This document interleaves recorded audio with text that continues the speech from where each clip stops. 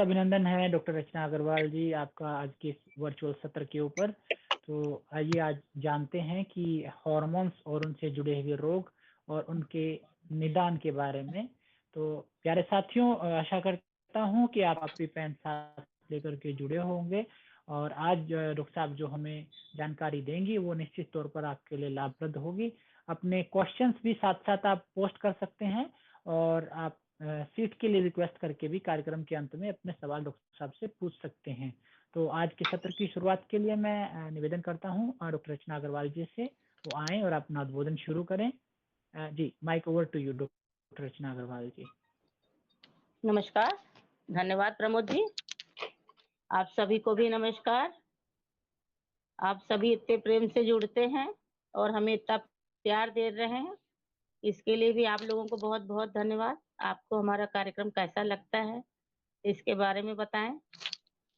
कोई कमियां हो यदि उसको भी हमें बताएं और अच्छाइयां जो हैं उनको भी बताएं।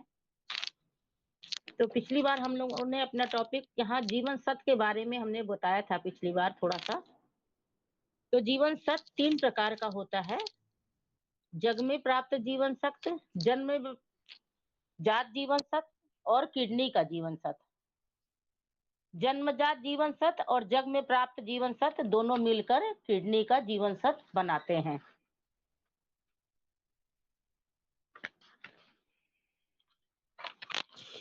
किडनी में ये स्टोर होता है अभिवृद्धि, प्रजनन शक्ति, प्रोन्नति और परिपक्वता है।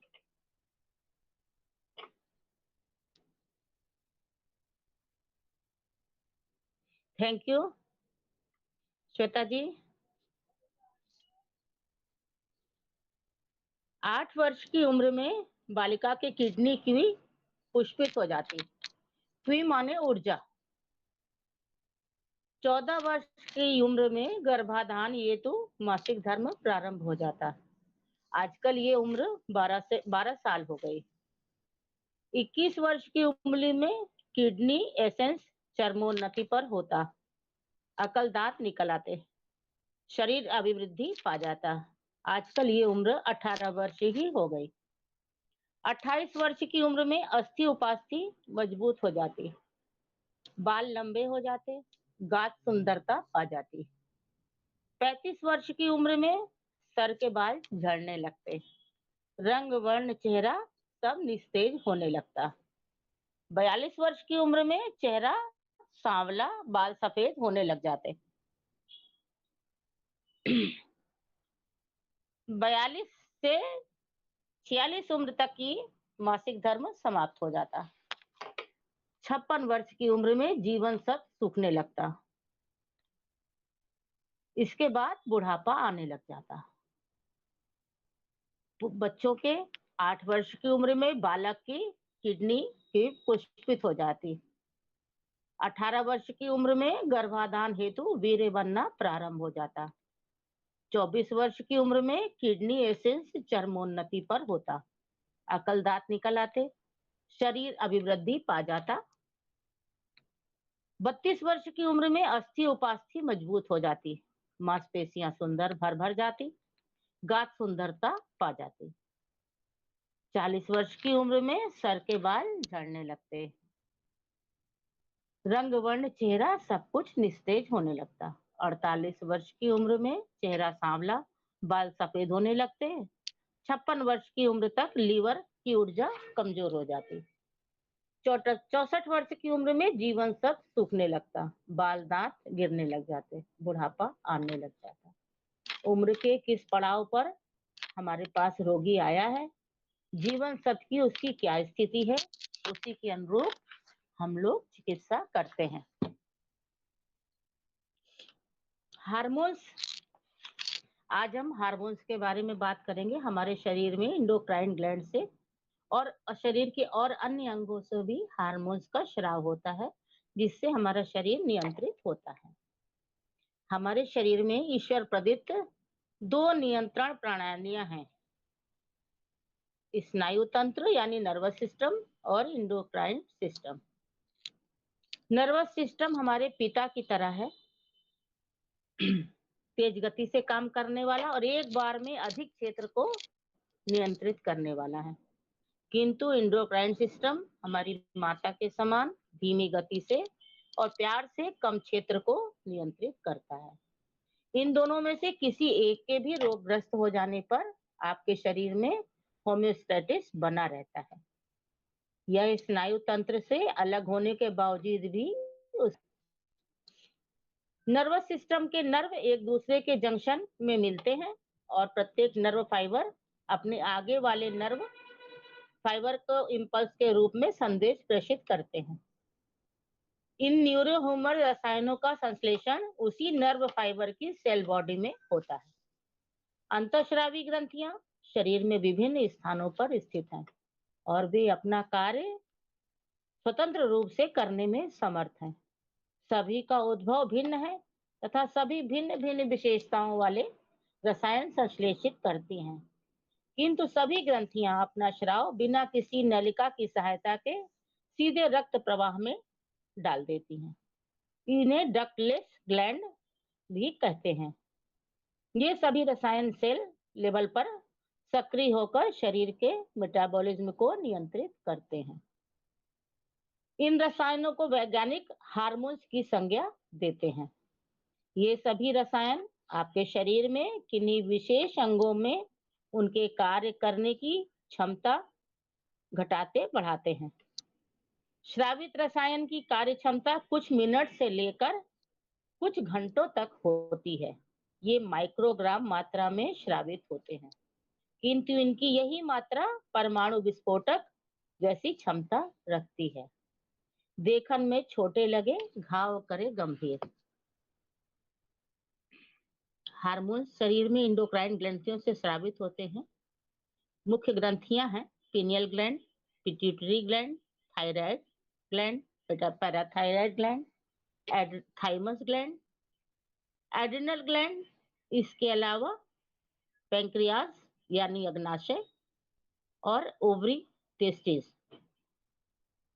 इसके अलावा अधिकतर अंगों में भी विशेष ऊतकों का वास है, जिन्हें स्थानीय हार्मोन्स की संज्ञा दी जाती है, जैसे गैस्ट्रिन और सिक्रेटिन पाचन तंत्र में है।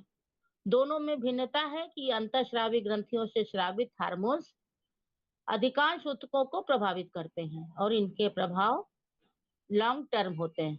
स्थानीय हार्मोन्स हमारे जेब में पड़ी रिचकारी के समान प्रभाव डालते हैं। इसकी आवश्यकता दिन में कई बार पड़ती है और इसका प्रभाव मात्र स्थानीय सेल पर ही सीमित होता है।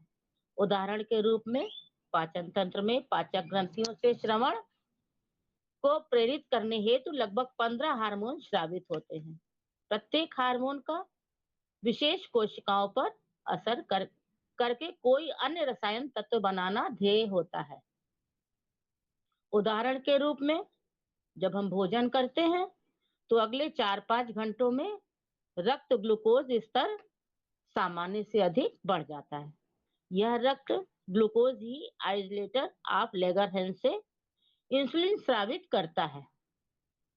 यह हार्मोन आपकी कोशिकाओं के बंद फाटकों को खोलकर ग्लूकोज का प्रवेश सुगम कर देता है। रक्त ग्लूकोज स्तर सामान्य आ जाने पर इंसुलिन का स्रवण रुक जाता है और अंत में शेष इंसुलिन मैक्रोफेजेस द्वारा नष्ट कर दिया जाता है। इस तरह हमने समझा हार्मोन क्या है। हार्मोन हमारे शरीर में बनने वाले एक तरह के केमिकल होते हैं जो रक्त के माध्यम से आपके अंगों और ऊतकों तक पहुंचते हैं। यह शरीर में धीरे धीरे कार्य करते हैं और शरीर की कई प्रतिक्रियाओं को प्रभावित करते हैं। शरीर के बढ़ने, प्रजनन, यौन गतिविधियों, मेटाबॉलिज्म और मूड आदि क्रियाओं में हार्मोन महत्वपूर्ण भूमिका अदा करते हैं। हार्मोन आपके शरीर के लिए बहुत महत्वपूर्ण होते हैं। हार्मोन की बेहद कम मात्रा भी आपके शरीर और कोशिकाओं के कई बड़े बड़े बदलावों के लिए काफी होती है। यही कारण है कि हार्मोन का बहुत अधिक या बहुत कम होना हमारी सेहत पर गहरा प्रभाव डालता है।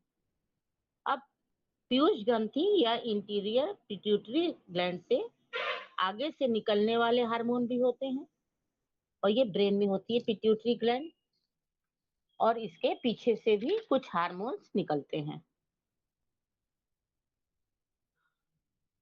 थायराइड स्टिमुलेटिंग हार्मोन या TSH, यह थायराइड ग्लैंड पर कार्य करता है।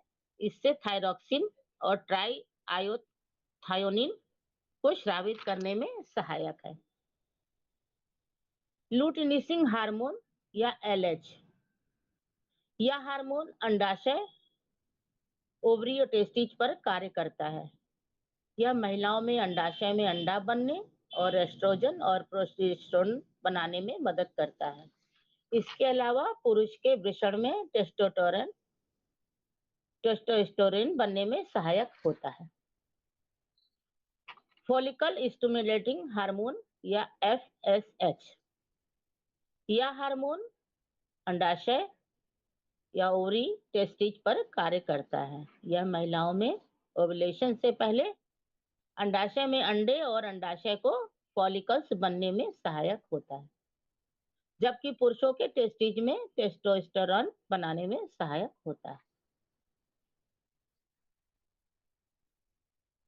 ग्रोथ हार्मोन या GH, यह हार्मोन हड्डियों, उपास्थि, मांसपेशियों, वसा, जिगर, हृदय पर कार्य करता है। इसके साथ ही यह मुख्य रूप से हड्डियों और अंगों के विकास में सहायक होता है। प्रोलैक्टिन या PARL, यह हार्मोन महिलाओं के स्तन में दूध बनाना और यौन स्वास्थ्य में अहम भूमिका निभाता है। आप पिट्यूटरी के पीछे वाले हिस्से से पोस्टीरियर पिट्यूटरी से निकलने वाले हार्मोन और उनके कार्यों के बारे में बात करते हैं, जिस पर यह हार्मोन काम करते हैं। वैसिप्रेसिन एंटी ड्यूरेटिक हार्मोन या ADH, यह हार्मोन गुर्दा, रक्त वाहिकाओं और रक्त घटकों पर कार्य करता है। यह हार्मोन गुर्दे के द्वारा आवश्यक तरल पदार्थ बनाने के संकुचित होने में भी मदद करता है, जिससे रक्तचाप नियंत्रित होता है। ऑक्सीटोसिन, ये हार्मोन्स महिलाओं के गर्भाशय व स्तनों की दूध नलिकाओं पर कार्य करता है। यह दूध नलिकाओं से दूध जारी करने के दौरान गर्भाशय के संकुचन में मदद करता है। थायराइड से निकलने वाले हार्मोन और कार्य, थायराइड ग्लैंड से निकलने वाले हार्मोन और उनके मुख्य कार्यों के साथ ही उन ऊतकों के बारे में भी बताया गया है जिन पर यह हार्मोन काम करते हैं। थायरॉक्सिन या T4, यह हार्मोन ऊतकों पर कार्य मुख्य शरीर यानी मेटाबॉलिज्म दर को नियंत्रित करने का कार्य करता है। ट्राईआयोडोथायोनिन D, यह हार्मोन भी शरीर के ज्यादातर ऊतकों पर कार्य करता है। यह हार्मोन शरीर की चयापचय दर को नियंत्रित करने का कार्य करता है। पैराथायराइड ग्रंथियां, पैराथायराइड निकलने वाले हार्मोन और कार्य, यह गुर्दे और हड्डियों के कोशिकाओं पर कार्य करता है। यह रक्त में कैल्शियम का स्तर कम होने पर उसको बढ़ाने का भी कार्य करता है। कैल्सिटोसिन, यह गुर्दे व हड्डियों की कोशिकाओं का यह हार्मोन काम करता है। एड्रेनल कॉर्टेक्स से निकलने वाले हार्मोन कॉर्टिसोल, यह शरीर के अधिकांश ऊतकों पर कार्य करता है। ये रक्तचाप, प्रतिरक्षा प्रणाली और रक्त ग्लूकोज सहित शारीरिक कार्यों को नियमित करने में सहायक है। एल्डोस्टेरोन, यह हार्मोन गुर्दे पर होता है, गुर्दे पर कार्य करता है और आपके शरीर में नमक, पानी को रोककर ब्लड प्रेशर को संतुलित रखने में मदद करता है। एंड्रोजन, यह शरीर के अधिकतर ऊतकों पर कार्य करता है, जो अंगों को बनाने में सहायक होता है। ग्रंथि से निकलने वाले हार्मोन और उसके कार्य, एड्रेनालाइन और नोरोड्रेनलाइन। यह हार्मोन शरीर के बहुत से ऊतकों पर कार्य करता है। यह ब्लड प्रेशर नियमित करने में, गैस्ट्रोइंटेस्टाइनल क्रिया और सांस लेने वाली नलियों को खोलने सहित कई में सहायक होता है। पेंक्रियास यानी अग्नाशय ग्रंथि से निकलने वाले हार्मोन और इंसुलिन यह मांसपेशियों व वसा ऊतक पर कार्य करता है। ये रक्त स्तर को कम करता है। ग्लूकागॉन यह जिगर यानी लीवर पर कार्य करते हुए रक्त स्तर को बढ़ाने का कार्य करता है। सोमेटोस्टैटिन यह अग्नाशय यानी पेंक्रियास पर कार्य करते हुए ग्लूकागन और इंसुलिन को बनने से रोकता है। ओवरी से निकलने वाले हार्मोन और कार्य एस्ट्रोजन हार्मोन महिलाओं के स्तन, गर्भाशय, आंतरिक और बाहरी जननांग पर कार्य करते हुए महिलाओं के प्रजनन अंगों को बनाने में सहायक और भ्रूण के लिए गर्भाशय को तैयार करते हैं। प्रोजेस्टेरोन यह महिला के स्तन और गर्भाशय पर काम करता है, जो गर्भावस्था में पोषण और महिलाओं के प्रजनन अंगों को बनाने में सहायक होता है। टेस्टिस से निकलने वाले हार्मोन्स और कार्य टेस्टोस्टेरोन यह पुरुषों के यौन अंग पर कार्य करता है। यह मुख्य रूप से पुरुषों में शुक्राणु और यौन अंगों के बनने में सहायक होता है। पेट में बनने वाले हार्मोन्स और उनके कार्य गैस्ट्रिन यह मुख्य रूप से पेट में सेरोटोनिन बनाने का कार्य करता है। सेरोटोनिन क्या है? यह हार्मोन पेट की मांसपेशियों में संकुचन या कसाव का कारण बनता है। डिओडेनम और जेजुनम से निकलने वाले हार्मोन सिक्रेटिन यह पेट और लीवर पर कार्य करता है। सिक्रेटिन पित्त यानी बाइल बनाने में सहायक होता है। अब किडनी के द्वारा बनाए जाने वाले हार्मोन्स और कार्य एरिथ्रोपोइटिन यह शरीर की अस्थि मज्जा यानी बोन मैरो पर कार्य करता है। यह हार्मोन अस्थि मज्जा में लाल रक्त कोशिकाओं को बनाने का कार्य करता है। हृदय द्वारा बनाए जाने वाले हार्मोन्स और कार्य एट्रियल नेरियूरेटिक फैक्टर या ANF यह हार्मोन किडनी पर कार्य करता है और यह शरीर में नमक और पानी को कम करके हाई बीपी को कम करने में सहायक होता है। त्वचा से निकलने वाले हार्मोन्स और कार्य विटामिन डी या विटामिन छोटी आंत किडनी और हड्डियों की कोशिकाओं पर कार्य करता है। विटामिन डी छोटी आंत में कैल्शियम और के अवशोषण हड्डियों में कैल्शियम को इकट्ठा करने और रिलीज करने में भी कार्य करता है। अब हम फीमेल हार्मोन्स के बारे में बात करेंगे। फीमेल हार्मोन्स महिलाओं के शरीर को ही नहीं, ठीक है, आगे बढ़े। बात समझ में आ रही है? ठीक लग रहा है? आवाज क्लियर है?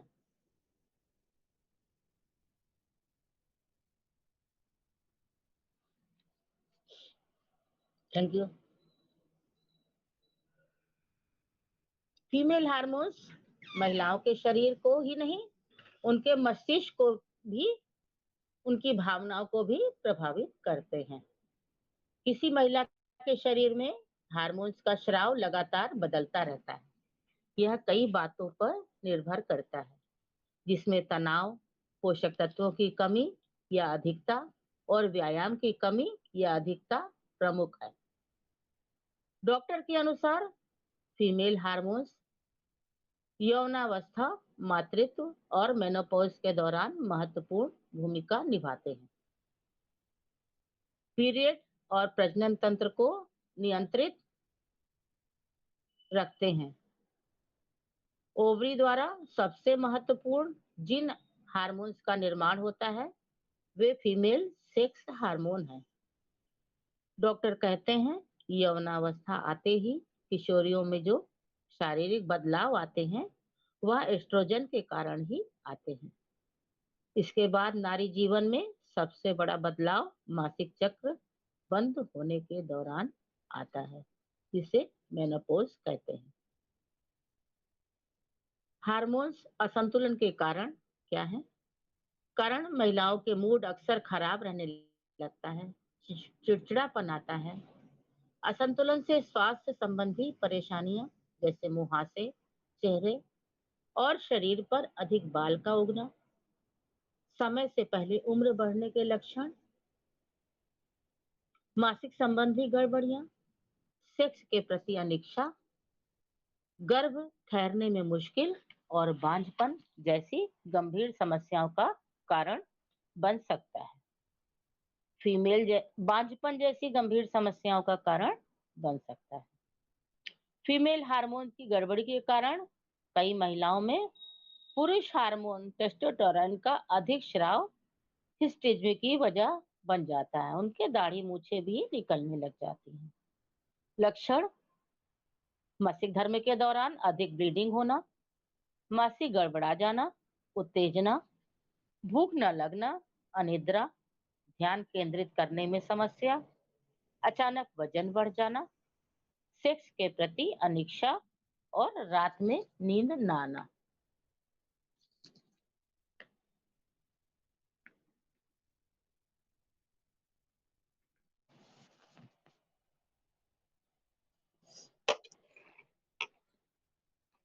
हार्मोन असंतुलन का कारण: कई लोगों का कहना है कि हार्मोन असंतुलन मेनोपॉज के बाद होता है। यह गलत है। कई महिलाएं पूरी उम्र परेशान रहती हैं।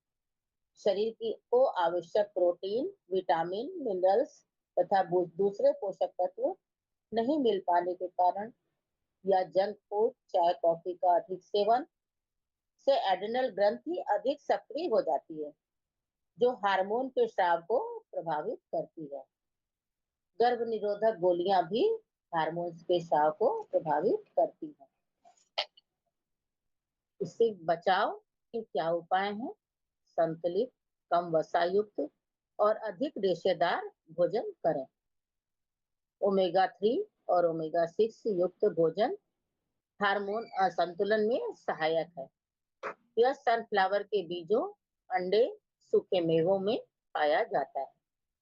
शरीर में पानी की कमी न होने दें। 7-8 घंटे नींद लें। तनाव से बचें। सक्रिय रहें। चाय, कॉफी, शराब के सेवन से बचें। मासिक धर्म संबंधी गड़बड़ियों को गंभीरता से लें। ध्यान और योग से अपने मन और शरीर को शांत रखने की कोशिश करें। लेप्टिन हार्मोन का काम हमारे दिमाग को संदेश देना है कि हमारी बॉडी में पर्याप्त एनर्जी है कि नहीं। अगर इस हार्मोन का लेवल बढ़ जाता है तो यह दिमाग को बार बार भूख की लगने का संकेत देता है और ज्यादा खाने की वजह से वजन तेजी से बढ़ता है। बैलेंस करने के लिए रोज व्यायाम करें, कम से कम 30 मिनट तक। 7 घंटे की नींद लें। रोज प्रोटीन डाइट लें और लो फैट खाना खाएं। शुगर अवॉइड करें। फैटी बॉडी हो जाती है महिलाओं की। वैसे मोटापे को तो किसी भी लिहाज से उचित नहीं माना जाता। शरीर में अनावश्यक चर्बी एकत्र हो जाने पर टेस्टोस्टेरोन लेवल रिड्यूस हो सकता है। इसलिए नियमित व्यायाम और नपातुला भोजन करें। टेंशन, लाइफ में तनाव टेस्टोस्टेरोन में कमी लाने का कारण हो सकता है। अपना ध्यान और दिमाग योग, प्राणायाम, मेडिटेशन, खेलकूद और अपनी रुचि के मुताबिक कार्यों की लगाएं, जिससे टेंशन कम हो। फूड: अधिक कार्बोहाइड्रेट्स युक्त भोजन और प्रोटीन की कमी भी टेस्टोस्टेरोन रिड्यूस कर देते हैं। विटामिन सी वाले पदार्थों का सेवन टेस्टोस्टेरोन का लेवल बढ़ा सकता है, जैसे स्ट्रॉबेरी, नारियल का किसी भी रूप में सेवन टेस्टोस्टेरोन का लेवल बढ़ाता है। मीठा छोड़ें। मीठा अधिक खाने से टेस्टोस्टेरोन की कमी हो जाती है। क्योंकि इंसुलिन की मात्रा बढ़ जाती है। जिन व्यक्तियों को शुगर होता है उनके शरीर में टेस्टोस्टेरोन की मात्रा अधिक होती है। इंसुलिन हार्मोन, यह हार्मोन बॉडी में फैट स्टोर करने का संकेत देता है। अगर बॉडी में इसका लेवल बढ़ता है तो फैट भी बहुत तेजी से बॉडी में बढ़ता है, जिसके कारण मोटा होना तय है। बैलेंस करने के लिए शुगर लेना अवॉइड करें। शराब व धूम्रपान ना करें। कम से कम 20 मिनट व्यायाम करें। असंतुलित हार्मोन्स, दिनचर्या में बदलाव करके असंतुलित हार्मोन्स की परेशानी को ठीक किया जा सकता है। नारियल के तेल को डाइट में शामिल करें। यह वजन को नियंत्रित भी करता है। हेल्दी डाइट लें। गाजर में अलग अलग तरह का फाइबर होता है जो अतिरिक्त एस्ट्रोजन को शरीर से बाहर कर देता है। डिटॉक्सिफिकेशन में मदद करता है। माहवारी में होने वाली परेशानी में गाजर खाएं। ब्रोकली, पत्ता गोभी व फूल जैसी सब्जियों में फाइटो न्यूट्रिशन की भरमार होती है, जो टॉक्सिन को कंट्रोल करके हार्मोन्स को बैलेंस रखते हैं और कैंसर जैसी रोगों से बचाव भी करते हैं। फ्लैक्स सीड यानी अलसी भी बहुत हेल्दी है। अपनी डेली डाइट में 2-3 स्पून फ्लैक्स सीड शामिल करें। ग्रीन टी मेटाबॉलिज्म को बेहतर करके फैट भी बर्न करती है। इसके मौजूद थियानाइन नामक नेचुरल कंपाउंड हार्मोन्स का संतुलन बनाए रखने में कारगर है। ड्राई फ्रूट्स, बादाम में प्रोटीन, फाइबर, अखरोट में मेलेटोनिन हार्मोन अच्छी नींद लाने में सहायक है। भूख नियंत्रण, लेप्टिन एक प्रोटीन है। हफ्ते में 5 दिन अखरोट खाएं, मुट्ठी भर। दालचीनी हार्मोन्स को संतुलित रखते हैं। इंसुलिन भी संतुलित होता है। ओट्स, ढेर सारे पोषक तत्व, शुगर, इंसुलिन बैलेंस होता है इससे। दही खाएं, इसके हेल्दी बैक्टीरिया हार्मोन संतुलन को बनाए रखते हैं। हल्दी हार्मोन्स बैलेंसिंग इफेक्ट रखता है। डार्क चॉकलेट से मूड ठीक, डिप्रेशन दूर होता है। 1 इंच का स्टॉल रोज खाएं। डिहाइड्रेशन के कारण भी कुछ हार्मोन्स निर्माण अधिक होने लगता है। शरीर में पानी की कमी ना होने दें। अदरक भी हार्मोन्स लेवल को बराबर करती है। लहसुन भी, काली मिर्च, जीरा, करी पत्ता आदि भी हार्मोन्स को संतुलित करने का गुण है। इन्हें डेली डाइट में शामिल करें। इस तरह से हमारा हार्मोन्स का चैप्टर पूरा होता है। अब हम हार्मोन्स को कैसे ठीक करते हैं एक्यूप्रेशर के हिसाब से, उसको हम बात करते हैं। कैसा लगा आप लोगों को ये चैप्टर, कैसा लगा इसके बारे में थोड़ा सा बताएं।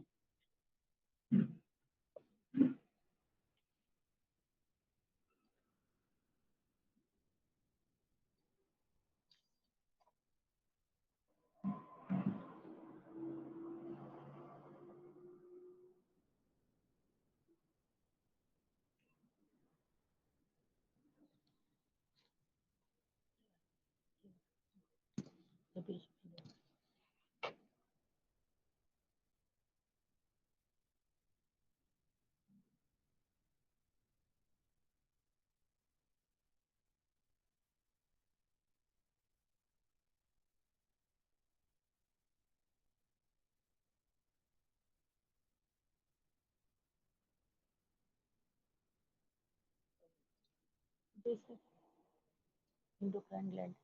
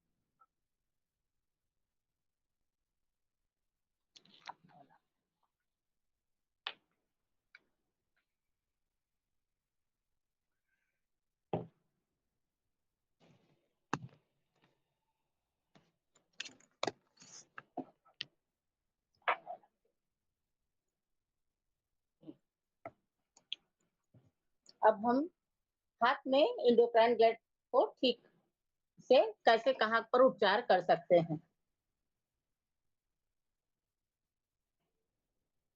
पिट्यूटरी ग्लैंड का उपचार हम मिडिल फिंगर में कर सकते हैं। लेफ्ट मिडिल फिंगर में पिट्यूटरी का उपचार कर सकते हैं। राइट मिडिल फिंगर में पीनियल ग्लैंड का उपचार हम कर सकते हैं बीच के ज्वाइंट में।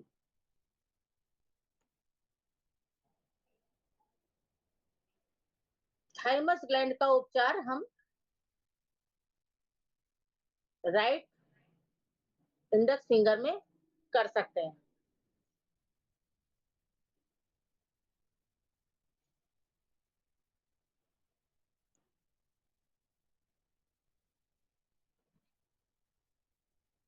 लेफ्ट इंडेक्स फिंगर में पैंक्रियास का उपचार हम कर सकते हैं बीच के ज्वाइंट में। एड्रिनल ग्लैंड का उपचार हम छोटी उंगली में कर सकते हैं लेफ्ट हैंड पे। पैराथाइड ग्लैंड का दाहिने हाथ की रिंग फिंगर में उपचार कर सकते हैं। थायराइड ग्लैंड का लेफ्ट हैंड की रिंग फिंगर में उपचार कर सकते हैं। थैलेमस का उपचार राइट थंब में कर सकते हैं। हाइपोथैलेमस का उपचार लेफ्ट थंब में कर सकते हैं। ओवरीज ऑन टेस्टिस का उपचार राइट हैंड की स्मॉल फिंगर में कर सकते हैं। इस तरह हम अपनी 10 उंगलियों में 10 ग्लैंड्स का उपचार कर सकते हैं और इनको हम हथेली में अब उपचार करना देखेंगे। पिट्यूटरी थाइमस ग्लैंड का उपचार। पिट्यूटरी का उपचार यहाँ थंब में करेंगे, इस जगह पे।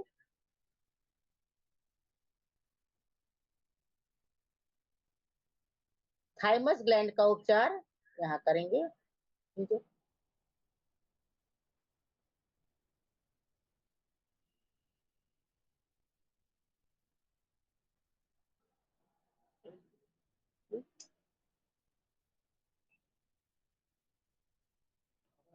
सामान्य हार्मोनल विकार हो यदि पिट्यूटरी ग्लैंड के, तो यहाँ पर हम पिट्यूटरी ग्लैंड की जगह पे मटर के दाने लगा सकते हैं। थायराइड का विकार हो कोई, तो उसमें पिट्यूटरी के पॉइंट पे भी पॉइंट लगाएंगे यहाँ, और ये थायराइड का स्थान यहाँ पर है। यहाँ पर भी थायराइड कॉर्नर पे भी मटर के दाने लगा सकते हैं, या तो 5-6 मेथी के दाने भी कत्ते लगा के इसको प्रेस कर सकते हैं। यदि इम्यून सिस्टम में डिसऑर्डर होता है थाइमस ग्लैंड के कारण से, तो ये थाइमस ग्लैंड का पॉइंट है यहाँ पर। ये थाइमस ग्लैंड पे ट्रीटमेंट करेंगे तो हमारी जो है इम्यून सिस्टम ठीक होगा। यदि पेंक्रियास में प्रॉब्लम है हमें, तो हमें पेंक्रियास का ट्रीटमेंट भी करना होगा, साथ में छोटी आंत का और लीवर का भी ट्रीटमेंट करना होगा। पेंक्रियास के लिए यहाँ पर, ये लीवर के लिए यहाँ पर करना है, छोटी आंत के लिए यहाँ पर करना है, और पेंक्रियास के लिए यहाँ पर ट्रीटमेंट करना है कलाई पे।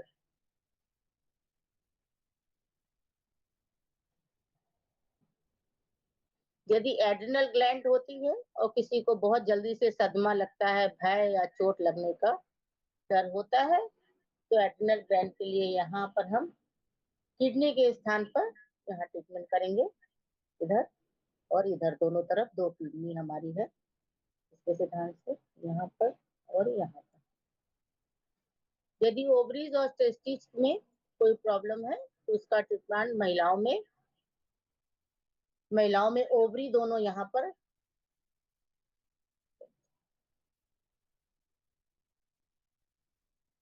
और टेस्टिस यहाँ पर।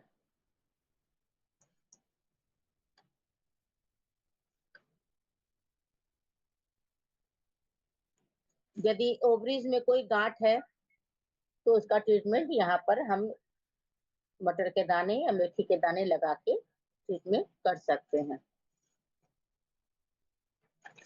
यदि यदि टेस्टिज में सूजन है या चोट लग गई है तो इसका ट्रीटमेंट यहाँ पर दोनों उंगली के बीच में दोनों तरफ यहाँ पर कर सकते हैं। मासिक धर्म संबंधी कोई विकार है उसमें हमें पिट्यूटरी पर भी ट्रीटमेंट करना होगा। ये यूट्रस कॉर्नर है और ओवरीज का कॉर्नर है, इसमें हमें यहाँ पर ट्रीटमेंट करके हम इसको ठीक कर सकते हैं। पुरुषों के यौन संबंधी विकार है, उनका भी ट्रीटमेंट हम यहीं पर करेंगे और पिट्यूटरी में भी करना होगा।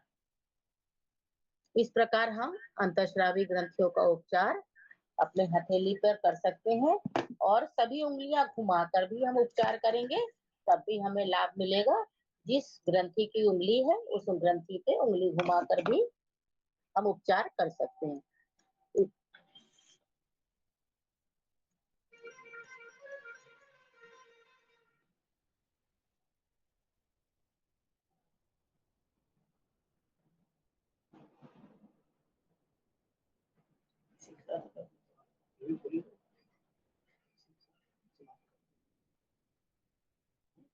इसी के साथ हम अपनी वाणी को विश्राम देते हैं। किसी को कोई प्रॉब्लम हो, किसी को अच्छा लग रहा हो तो उसके बारे में हमें बताएं और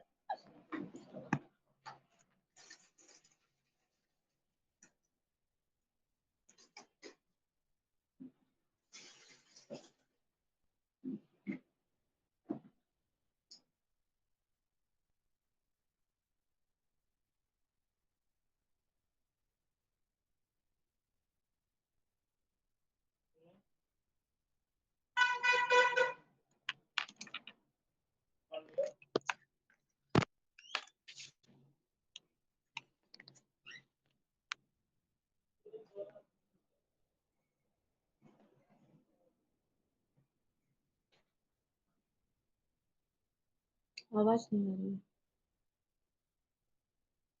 आवाज नहीं आ रही आपकी।